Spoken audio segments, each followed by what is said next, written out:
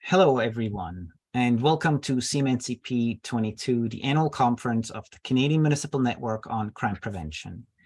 My name is Felix Munger, and I work for the Canadian Municipal Network on Crime Prevention. Before we begin, I would like to acknowledge that I'm joining you from the traditional territories of the Haudenosaunee, the Anishinaabe, and the Neutrals people of Canada. Thank you all for joining us for this year's conference. It's my pleasure to welcome you to this session called the Downtown Community Safety Partnership.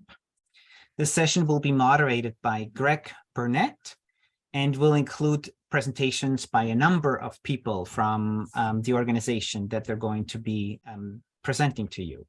Because we want to make sure that each panelist has enough time for their presentations and that we have an opportunity to take some questions at the end, we will not be reading the full bios of the moderators and panelists. However, we encourage participants to refer to the conference handout or website to read the biographies and learn more about the presenters. Okay, sorry, I'm also responsible for admitting people. So without further ado, I'm pleased to welcome our moderator for this session, Greg Burnett. Thank you for agreeing to take part in this session and moderating it or being the key presenter. I will now hand it over to you to set the stage for our conversation and introduce the first presenter, unless of course, it's you. Thank you. Very well. Thank you very much, Felix. We're honored to be invited to present today. We'll try and give you an overview and capture what the Downtown Community Safety Partnership has become in a relatively short period of time. I'm going to see if I can advance here. So very briefly, and I'll say I'm not sure how many people, thanks for anybody's for participation in this. We'll take the questions afterwards. Hopefully this goes smoothly with tech and we'll answer everything at the end. So very quickly, who we are. We are the Downtown Community Safety Partnership. We're a nonprofit. We're formed back in April of 2020, actually. Our mission as we work through all this is to proactively enhance the health, safety, and well-being of the downtown Winnipeg community through continual collaboration and innovation. And our services, we have 3 integrated teams right now that assist and provide outreach services to our downtown community. And we'll get into this a lot more as we move through the slideshow. So how did this all start? It actually started in January of 2019. Again, a group of stakeholders in downtown Winnipeg got together to discuss community public safety, different approaches and what we could look at enhancing safety downtown. That led to any number of trips and conversations, committee meetings, and what led to, in November of 2019, agreement between the City of Winnipeg and True North that they wanted somebody to essentially lead this program or concept and try and put practice into motion. That's where I came involved. 2019 November, we started with a consulting group where we put I'll call it a bit of a business concept together, worked with them to kind of develop a program or what this could look like. And again, taking a more health and well-being approach to community safety as opposed to the enforcement and compliance route. It was during that time, probably in February, the provincial government became interested in what we're doing more directly and talked about funding us in some way, some fashion. Long story short, as we all know, COVID hits in February of 2020 and into March. We're away at that time, and quite frankly, I'm not sure if this funding is going to be available. Needless to say, the entire planet was in a state of, I'm not sure, trauma, shock and awe. It was, well, we all lived through it as we come through it now. So we get back, and in April of 2020, the provincial government was still very interested in pursuing this and funded $5 million to get this concept up and running. So we incorporated as a nonprofit in April of 2020, and at that time we started working with our partners to develop this program. One of the main ones at the start was a Downtown Winnipeg Biz, and you'll meet Kate Fenske a little bit later. And we adopted a couple of their programs at that time, what was once the Watch program and the Chat program, Community Homeless Assistance Team. We converted those to our program, the DCSP, and in September of that year, we got actually operating. So pretty short timelines, but we're up and running. And then we started doing some more recruiting for what would become, and I'll explain all this later, our MAC-24-7 team, which is Mobile Assistant Connect. They started in January of 2021. And as we were leading up to that, of course, we worked on our organizational chart, formalization, director. We have a board, community advisory committee, all established in, I think, was a considerably short period of time and up and running. So that's where we're at, and we've been building ever since. I don't know, we'll get into this a little bit later. We talk about some of the obstacles that we had to deal with along the way. I mentioned the pandemic, and needless to say, that posed any number of difficulties, especially when it relates to recruiting. As we all know, during that time, it really highlighted or amplified the needs of the vulnerable, at-risk, marginalized community out there, and we really focused our attention on those folks. And then again, as we get into winter, if you're not familiar with Winnipeg and Manitoba, very extreme cold weathers. And through that first winter, I remember, I think it was an 11-day cold snap, -40. And again, and our folks were out there day in, day out, providing help to folks on the streets. So any number of things we had to deal with, and those are just a few of them. So we worked on our guiding actions at that time. We wanted to really engage with the community. One of our pillars, another pillar, was to promote health and well-being. As I mentioned, I do it quite often. This wasn't an enforcement or compliance approach. It was about health and well-being as we worked with our teams in providing that continuum of care, as you see, with that pillar, and then ensuring community safety as well. And at the end of the day, we want to serve everyone who lives, visits, works, learns, and plays, and makes up our downtown Winnipeg community. By way of area, again, this was all put together fairly quickly, and that's, you can see by the picture there, the boundaries. Again, if you're not familiar with the downtown Winnipeg, that is a big piece of it. North to what is our rail line, up into north, our two rivers, Red River, Assiniboine River, bound to the east and south. And then what is General Memorial Boulevard that goes up to the west. We actually have two of our biz districts in that area, and a piece of the West End biz as well. And then, of course, all our what the downtown brings by way of people living, working, residing. So that was is a big boundary, but we managed it. When we talk about those services, or at least our teams out there, the Connect, and we'll talk a little bit more about this in a few slides. But that was the watch team that came over. I'll say one of the things, first things we did with the watch group, and as we converted them into the Connect, they were in a, I guess I could call it a police paramilitary uniform, red stripes, the jackets, and we took them out of that. We wanted to really have a more welcoming, friendly approach that folks on the street and everybody sees us in. So we made that little shift. We had their core team that was developed out of the chat team. And again, those are navigators, trained outreach, social needs, case management, and then our MAC team. And that was the new team that entered our fold. Again, Mobile Assist Connect. We'll talk about that in these slides to come. I don't want to be redundant. So those are the three teams at the start. And now we'll get into the teams themselves. So our Connect team, again, recognized foot patrol in the downtown core. They really are ambassadors, liaisons within the community. They're responsible for engaging with people living, working, playing, and learning downtown. We provide safe walks, information, support as needed, and we connect people to our MAC-24 teams or core teams when required. So when somebody needs help, they're there and put them on the right path. And then again, if we do come across medical emergencies, things that require emergency service, police, paramedic, fire, they make those calls to 911 as well. So there are really our eyes and ears in the community out there, again, working with everybody.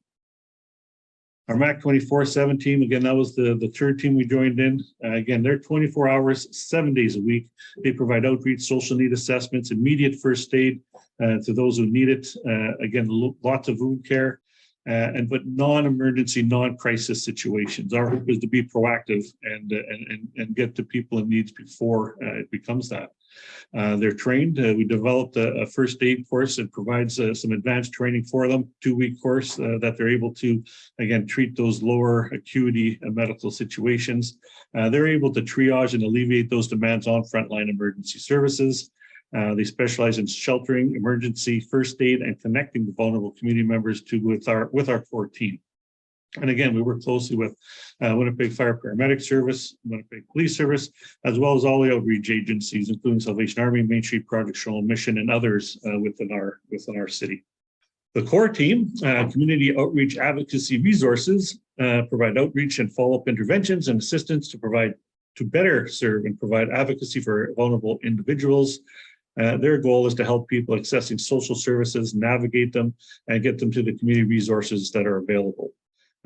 They serve as institutional advocates for participants, ensuring that their specific health and social needs are met in a timely and comprehensive manner. And then, of course, we have some tools we've built into our programming as well. This is one of our, I guess, newer initiatives we're engaged in now, our Coordinated Assistance Network. We've just launched that. It's real information on emerging situations. We manage a lot of inbound, outbound communications for our stakeholders within our network here. And again, try and facilitate timely responses to non-emergent situations in our downtown area. I'm going to stay away from a lot of the numbers and everything else, but I can tell you that's been a real help to our folks in navigating out in the streets. We do have 3 vans. We're looking forward to getting a 4th one to our fleet here soon. But we are equipped with naloxone. We have AEDs. Again, as I mentioned earlier, we do provide that primary wound care out on the streets. And again, we have complete first aid equipment and bags that we carry around with us as well. One of the things we developed at the start was our community safety app. Again, that's for anyone to download. Again, it provides any number of tips for folks on crime prevention, business tips, personal safety tips, how to prepare for emergencies. As you see in that one button, talks about us, of course. There's a couple nice features where we can do friend walks, so you can actually have somebody track your movement as you're making your way to an event or home or whatever the case may be. And then there's another one in which we're able to, if there is, heaven forbid, some emergency downtown, you can let your loved ones know that you're in a safe place and not worry about them. I won't get into a lot on the app itself, but it's continually being downloaded. I invite anybody to download it if you like, and then you can take a closer look at it. Again, we'll get into our teams a little bit. I think this is going to be a transition here for me. I'm going to introduce you to Miguel, who's on our MAC 24/7 team. He could do his own intro and take it from here. Hi, everybody. My name is Miguel. I'm one of the MAC 24/7 team supervisor. I've been working here for almost 2 years. I would say a day in the life of MAC would be just getting out there and helping people. If it's snowing, then people are still out there. We're going out there in -40, -50 when it gets there. I've had most recently one of the calls that really stands out to me about the work that we do was one of our participants called crying, saying that she had been calling around places all morning, that everybody was giving her different phone numbers to call and not really giving her an answer. And, she was single mom with 2 young girls and was about to be out on the streets within hours of calling me.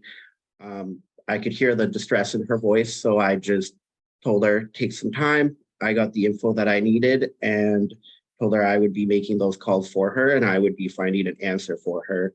So by the end of the day, even 3 hours, I think it took me, I was able to secure a hotel room for her and her children to stay at until she was able to meet with her EIA worker later during the week, because obviously these things always happen on a long weekend. And yeah, she was super thankful. That was the help that she needed, that nobody else was really taking the time to just sit down with her and listen to her story and get to know what she needed in that moment, and also just meet the basic needs for her and her children. I think that's what sets DCSP apart from a lot of the other great work that's being done is, if someone is maybe being in a psychotic episode and they need some assistance downtown, and it's either, folks can call us or they can call police, and we might know these people already, so we might have that relationship with them, which is huge when trying to intervene in anything really, in any sort of crisis. WPS, Winnipeg Police Service, showing up, and they maybe have never met this person.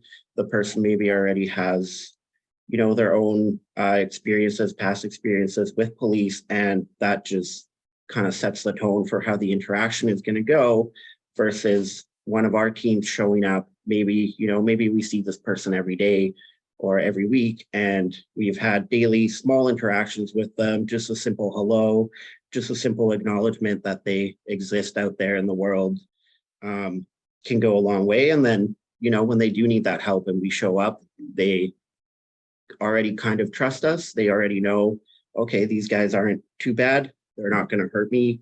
They're here to help. They've seen us help other people. We get stopped by lots of people on the street saying like, hey, I'm going to tell all my friends about you guys, can I have more cards so I can share them? I think that's what really sets DCSP apart from other folks that are out there doing the same great work that we do. And I'm very happy and proud to work here and be able to do the work that I do. And now I will introduce our core team manager, Stephanie Johnson.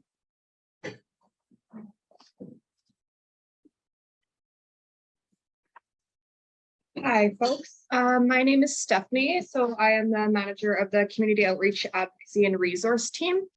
So my team is essentially the follow-up from any interactions that Connects and MAC 24/7 team members have out on the street.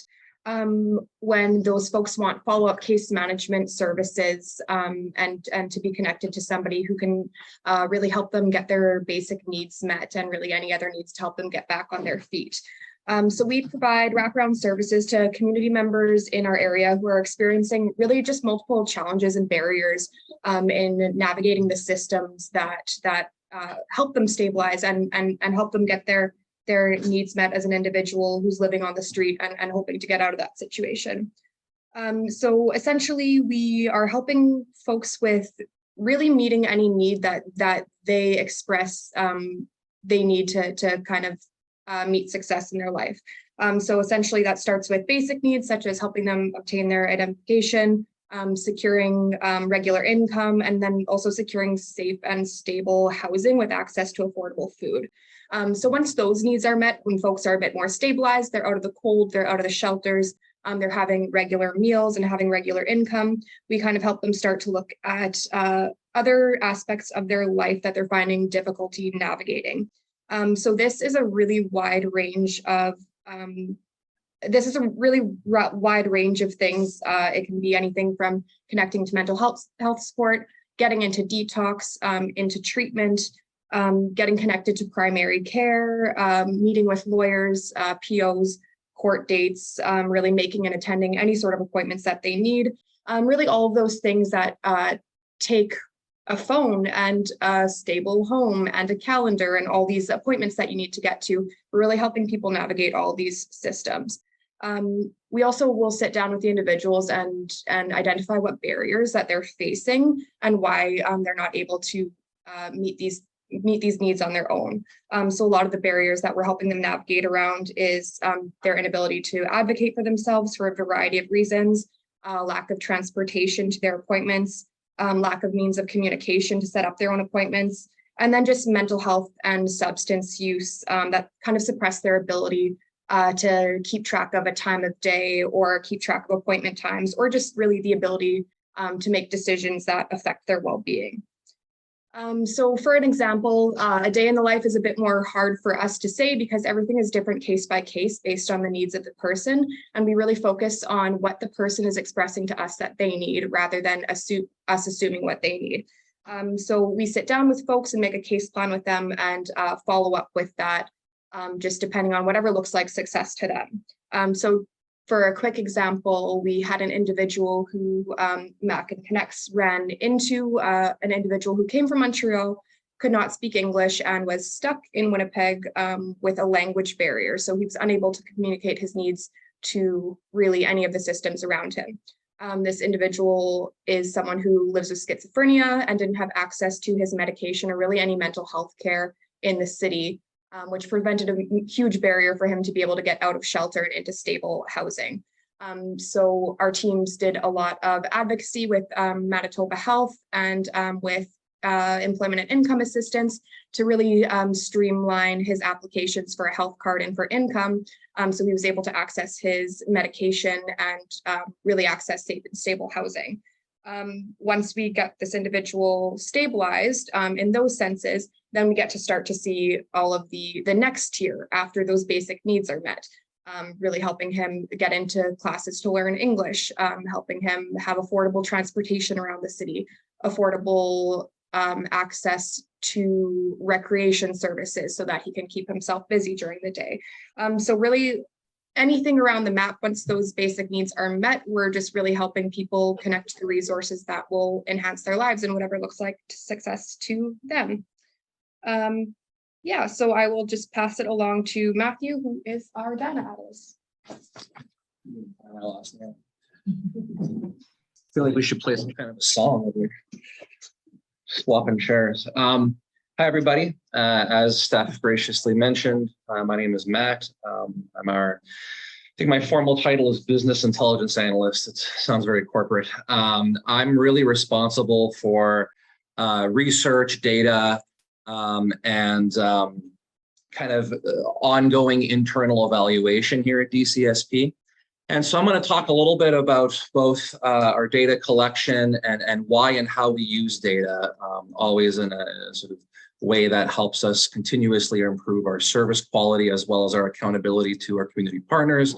And, you know, before I get into that, I think it's important to talk about our paradigm a little bit, not to get too theoretical, but just, you know, why is it that we use data and why is it so important to our organizational operations?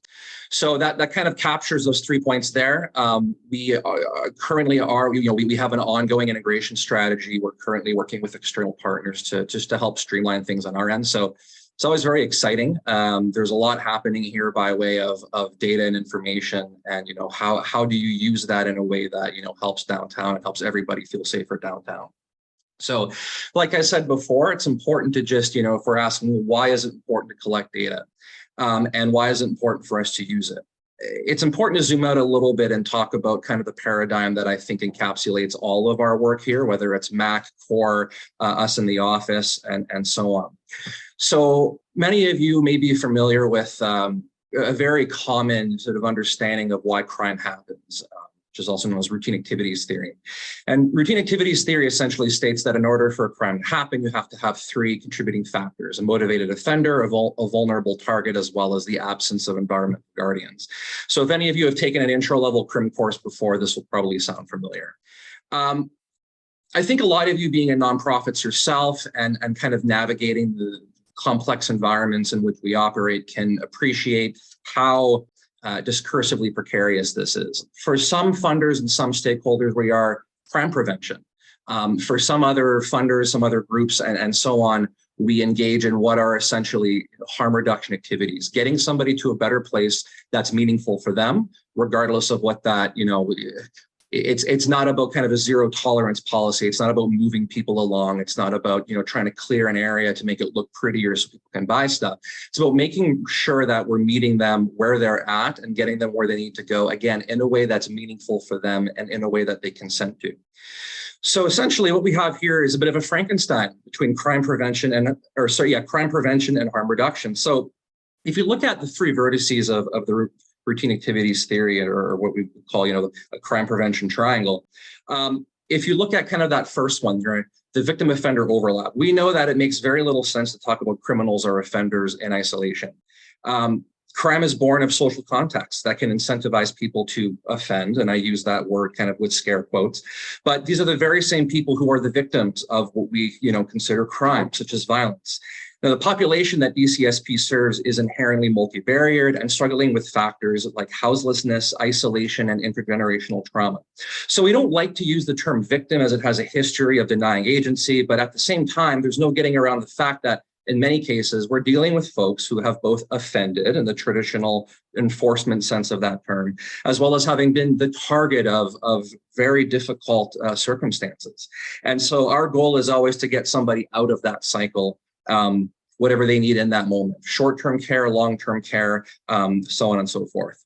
On the bottom, you'll see that we also engage in, as Greg alluded to earlier, proactive street-level presence. So we infuse the urban environment with a highly visible, bright green presence that encourages everyone, whether they're there to dine, catch a game, need access to specific services, and so on, to approach us. There are no fees associated with any of our services, and we do not turn anyone away. In other words, we act as a form of guardian for folks who might not feel safe, whatever those reasons might be, regardless of why they're downtown. And then lastly, our point of contact rapid assessment is really the gateway into DCSP services. The environment often fails the so-called offender because that environment does not have what the person needs in that moment. It might be food, it might be shelter, it might be any number of things. And so our staff always have a conversation with someone to make sure that what they need at that moment and what they provide, again, as I've been saying, is meaningful to them. It could be a bottle of water. It could be a referral to any number of services. And whatever the case, we assess, and then that's what we do. So to the extent that we're a crime prevention organization, it means addressing those needs. And it means reaching as many so-called offenders in an unkind environment before those needs become so big they can no longer be put off any longer. And so this involves finding the right kind of resources, and you know, our very passionate and excellent folks have already elaborated on that. So I won't repeat what they said, but I think it's just important to sort of contextualize that. So moving on, how do we collect data? So collecting data, we have an in-house app that was developed via a company called App Armor. These are just kind of 3 screenshots here that you can see, and these are sort of examples of the kinds of reports that our frontline staff will submit to us. The app has a number of functions, but the main function it does is it allows to submit reports, which then I receive and then use in a variety of ways, as I mentioned, to improve and direct service quality and our accountability to stakeholders in the community. So it might be just, you know, checking up on a business. It might be engaging with somebody who's using substances. It might be engaging with somebody who requires a level of care that's not available right now, but would like to meet with a core person later. And so this is how we can kind of help track and figure out what's going on. So that's kind of how we get data in. With respect to privacy, you know, this is something that we're very, very cognizant about. It's been built in kind of at the ground level. And our policies, you know, include things like we can ask for somebody's name. If they choose not to give it, then, you know, by all means, they won't. It's always helpful, you know, because that means that we're able to get to know the person better. And if, you know, our MAC team and our core team and our Connect team are you know, trying to get a hold of somebody because they need such and such, it makes life easier. But, you know, we always respect that people have boundaries, and we never insist that anybody gives us any information that they may not want to at that time. So like I've been saying this whole time, DCSP really runs on data, and the 2 reasons are service direction and accountability. So by way of service direction, this is an example of a map that's available in our dashboard, and our dashboards are built using Tableau Desktop. And essentially what this does is it allows supervisors and us at the back end to examine potential trends that have been happening over months, weeks, and so on. This particular map you're seeing is a filter for overdoses over the past year since we've been in the sorts of overdoses that we have attended to or have intervened with. And so this basically allows us to establish, you know, hotspots or areas where folks might need an additional bit of attention, help, or care, right? And it's certainly been the case that throughout the summer, for example, some weeks, certain intersections will be more popular for activities like panhandling, right? And with that sort of information, we're able to kind of tell folks, all right, you might want to spend a bit more time here, you know, ask folks what they need, and so on. Again, it's the purpose there is not to clear that intersection or get people to move along. It's about, again, establishing a connection, a relationship, trust, and making sure that folks have what they need. And if they're okay there, then they're okay there. It's more about, again, developing that long-term relationship.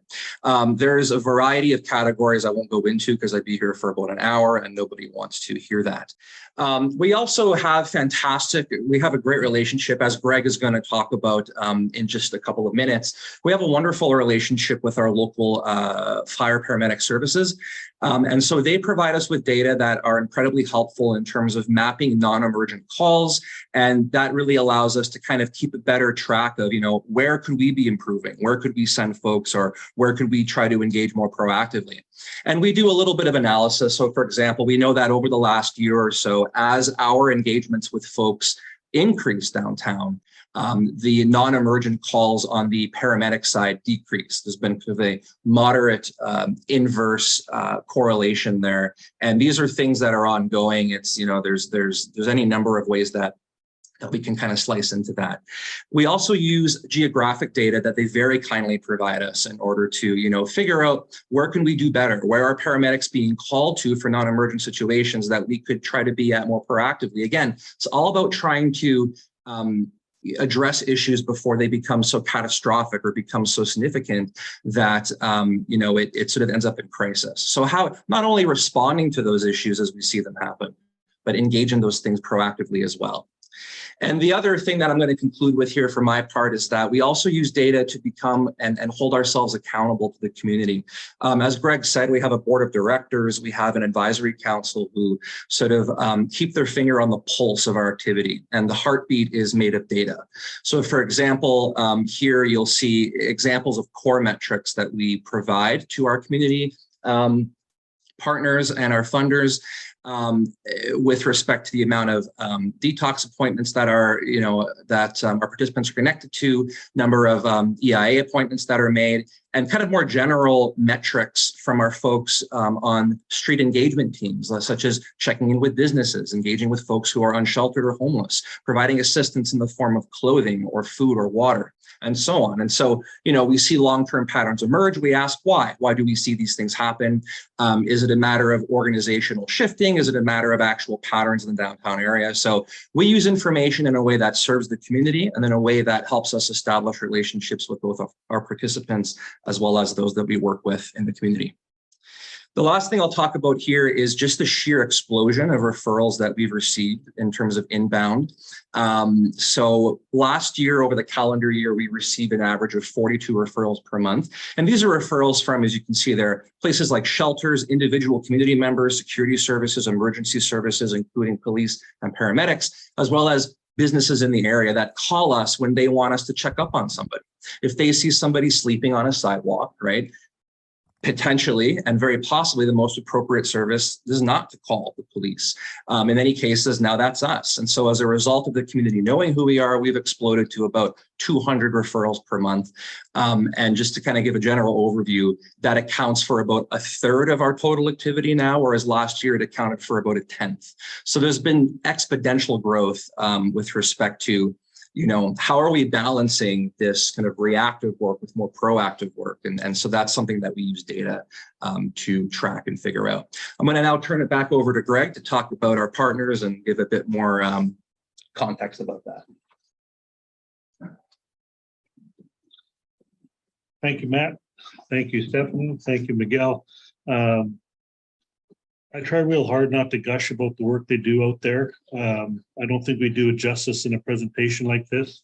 I think that'll come out in the Q&As after the fact, but it's inspiring. I'll just leave it at that for now. So when Matt talks about our funding partners, you can see them up there. I won't cover them all off, but they've been instrumental in making this all happen, again, in very short order. We've really only been around for two and a half years.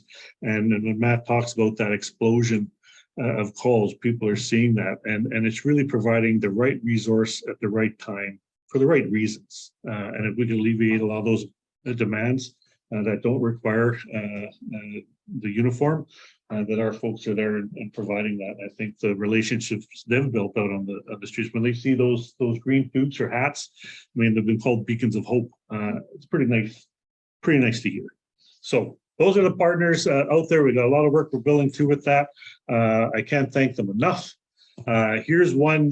This is the fire paramedic chief, Christian Schmidt. We'll see if we can make this work. Paramedics and firefighting paramedics, they're highly trained individuals, but we don't have the connections that the DCSP teams have to the other agencies that can assist the vulnerable folks in our community. Calls for service have changed for us over the last number of years. Safety and Wellbeing calls are now our number one requested call for service. In the past, we've actually lacked the ability to do a handoff to the appropriate resource for the situation was not criminal. The DCSP has been a game changer for us in that we can now do that handoff. All right. So, and that was Superintendent Dave DeLaw, Winnipeg Police Service was the second one. Again, as we've grown and partner and build this, again, people are really starting to see the value of the work our folks provide out there, just on any number of levels. And with that, without further ado, I mentioned Kate Fenske, the Downtown Winnipeg Biz. Quite frankly, she's a visionary in actually giving up those programs and allowing for this kind of growth and change to take place. If there's agents of change, she's one of them. So I'll turn it over to you, Kate. Go ahead. Thank you so much, Greg, and good afternoon, everyone. Just going through this presentation, I'm reminded of where we started, and it's really incredible to see how much work has been accomplished in such a short time. When we started talking about safety downtown and what was happening, and we knew we needed to do things differently. There's a lot of organizations doing really great work supporting individuals through the shelters and community agencies, Indigenous-led organizations. And really, what was important for us, it was mentioned we used to have the watch program, and that turned into a little bit more of an enforcement type presence, which was never the goal of the program. For example, when I was out meeting with businesses, I heard at one point they said, "Oh yeah, we love the red coats," and that was the big moment for me where I was like, "Oh boy, we've got a challenge here. This is not community led. It's not community driven. We needed to do things differently." And in talking with various partners that Greg shared, we didn't really know what the answer was. So we looked to other cities, as you always do, who is figuring this out? Who is getting it right? Where can we take best practices from? So that's where we started. And it was a number of us just getting around the table to talk about how can we do this differently? What are the shifts we need to make? We know the challenges are becoming greater, but we're also understanding a lot more about what the challenges are and how to support everyone in our community.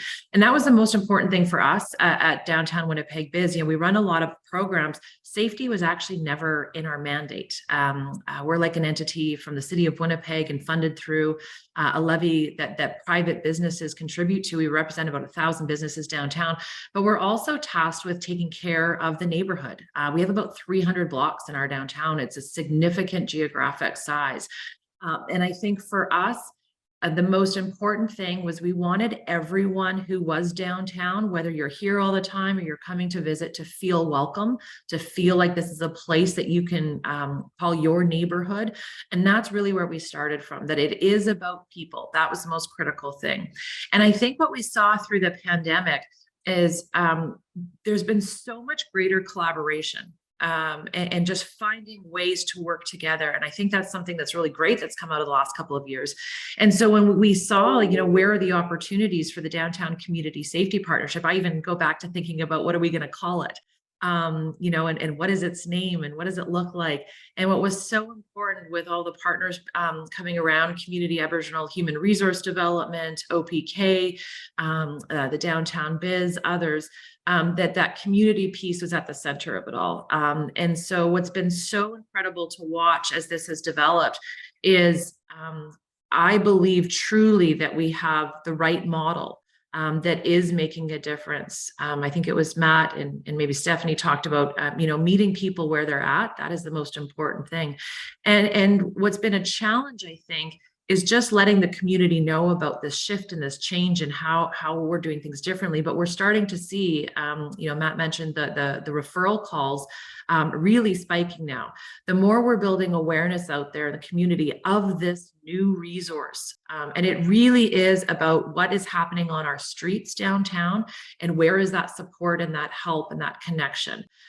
As I mentioned, there's so many great organizations doing work at shelters and other agencies and organizations in their buildings and on their properties in the community spaces. So this really is about having that presence in our downtown. And when we know when it comes to downtown safety, those at most risk are the vulnerable population in our community. We have folks sleeping in transit shelters, for 2.5 years. That's not ideal. We want to work on housing and all of that. As well. So that's some of the other work that's happening. But when I think about the coordination that is really coming together, this is government, private sector, public sector, grassroots, community organizations, all working on this together. And I think that's why it really shows this is the way to do it, is to figure it out together. In the beginning, it was really important for us that we were not duplicating services. It needed to be different and supportive and complementary from the other services that are out there. So there's a lot of opportunity moving forward. We don't have it all figured out yet, but incredible work is happening, and just really grateful as well for the support that has been provided, and to the entire team at Downtown Community Safety Partnership. Like Greg said, the work that they do on the street connecting with individuals. There was one article in the Free Press recently, and I'll wrap up here, where a woman said, sometimes it is tough on the streets, but when she sees the walkers coming, she knows everything's going to be okay. And so, even just thinking about the folks that are out there, that presence matters for everybody in our community. So thanks again to the team, and thanks for having us here today. Thank you very much. I'll pass it over to Mitch. Sorry, Greg.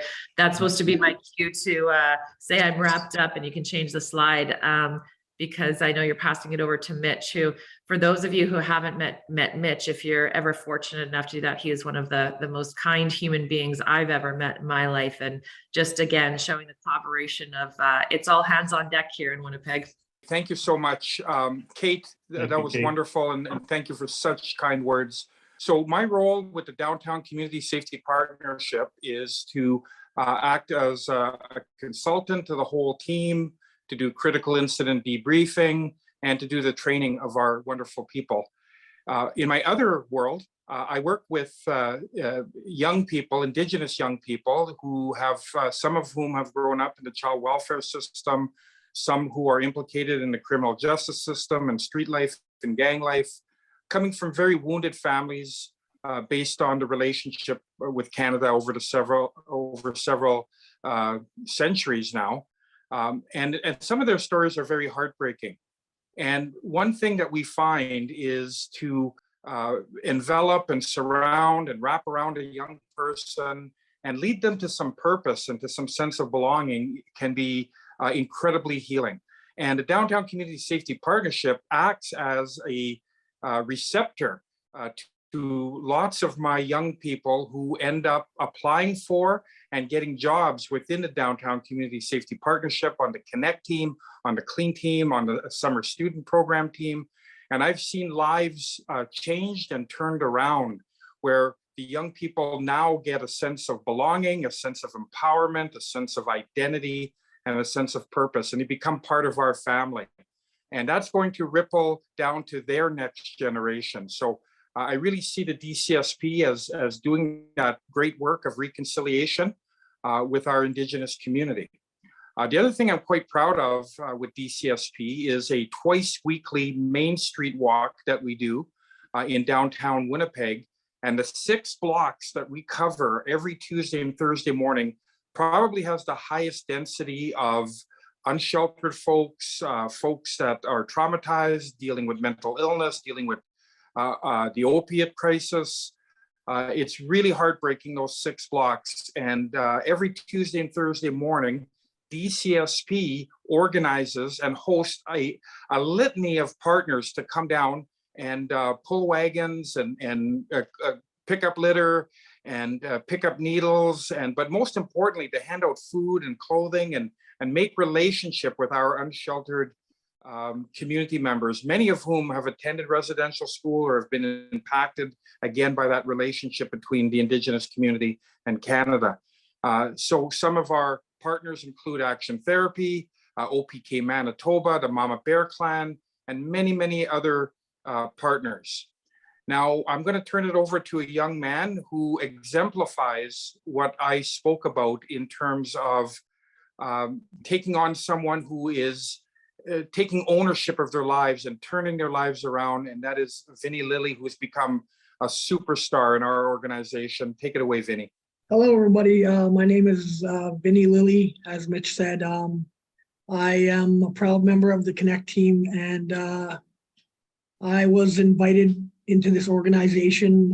Actually, Mitch was the one who kind of pretty much found me on the street and kind of brought me into the whole volunteering situation when it comes to OPK.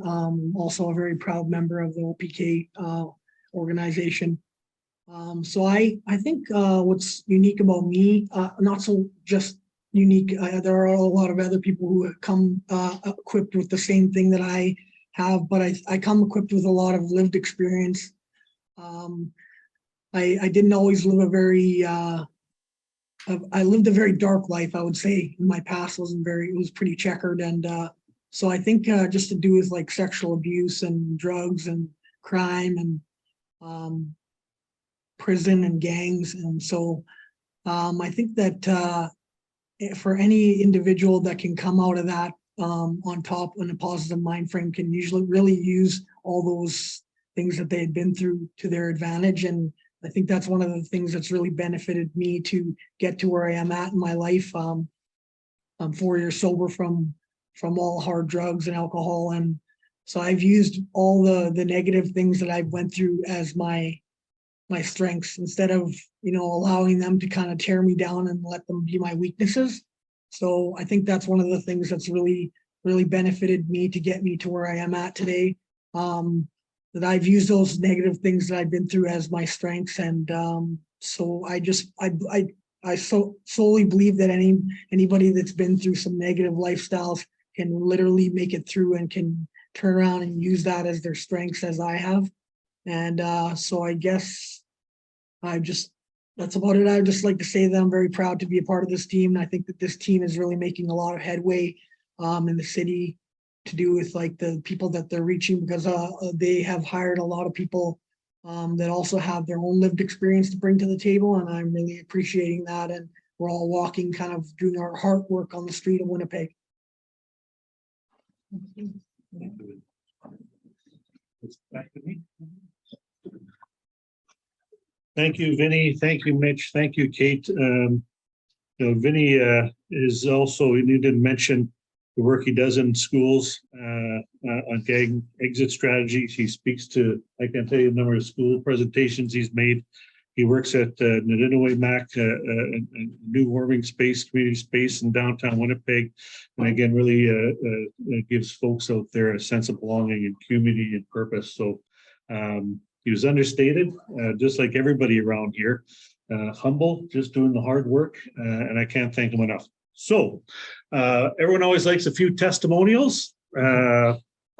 So here's just a couple. This was a community member, Air Canada Park, if you're not familiar with that, but it really resonated with all of us, and it kind of came out a little bit earlier. You see us, and not what people see. It's not as human beings. They're out there, and our folks see them all the time, and it really was 3 simple words meant a lot. This was a social worker. The other one here in green, recurring nightmares, we don't exist. She wakes up and glad we're still here. So again, nice stuff to hear. Probations, and you hear this, the many places we touch, whether it's in the justice system, the mental health system, the addiction systems, the health itself. This was just another probation. Doesn't know what's going on, but there seems to be a decrease in breaches, which again, we all know. When our folks are going out there and helping them get to appointments, that's somebody who's not going through the court system. We've actually prevented that from happening, and then can work on the needs that they need without engaging. justice system. Again, the other one, again, just lends itself to the help with housing, and I won't read it. I think it's been up there long enough, but again, we always appreciate those kinds of unsolicited testimonials that really reinforce the work we're doing. So we're almost at 2 hours. That's essentially our story. Sorry, 1 hour. You may have felt like 2 hours listening to me. But that's what we've got. I think, Felix, we're going to open up the questions. Our folks are still here. It's a lot to cover, quite frankly, in an hour. We didn't even get into this clean slate program. The amount of work that's going on here. This is a build that's ongoing. We're learning as we go. So again, we appreciate the invite, again, hearing our story, and we'll open it up. Thank you, Greg, and everyone else. I will forget all your names for speaking up, for sharing your story, for your honesty. This was indeed powerful. I wish you guys could see all the comments that are coming through, Greg and everyone else. A lot of people really like what you've presented. We get impressive, powerful, amazing. It has been.